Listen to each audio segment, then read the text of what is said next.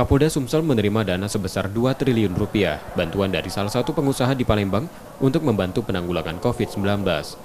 Kapolda Sumsel Irjen Eko Endra Heri yang menerima bantuan tersebut mengatakan membentuk tim ahli dan sejumlah lembaga untuk pengalokasian dana agar merata dan tepat sasaran mulai dari pengobatan hingga dampak PPKM Mikro.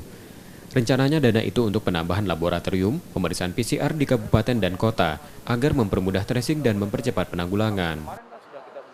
Untuk kami berterima kasih dengan keluarga besar almarhum Apidi dari keluarganya ingin membantu masyarakat Sumatera Selatan yang terkena dampak COVID-19. Kemudian beliau secara pribadi menyampaikan kepada saya, tentu ini amanah yang menurut saya sangat luar biasa dan berat sekali.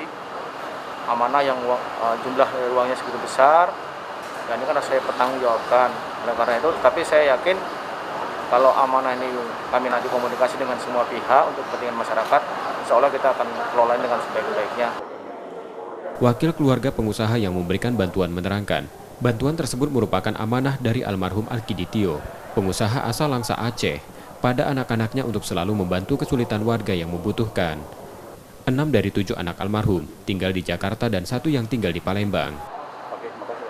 Biasanya mereka itu kan nelfon untuk berobat.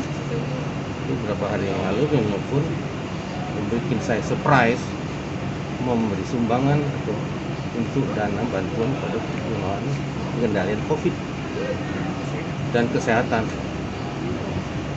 di Sumatera Selatan ya? Iya, Palembang dan Sumatera Selatan.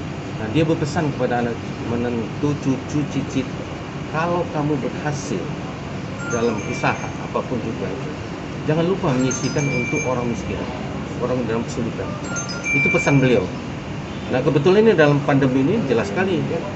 Sebelum pandemi juga mereka sudah membantu panti-panti jompo di Palembang ini banyak.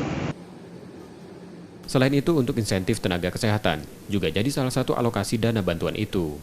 Rizky Oktora, Muklas Diferensial, Kompas TV, Palembang, Sumatera Selatan.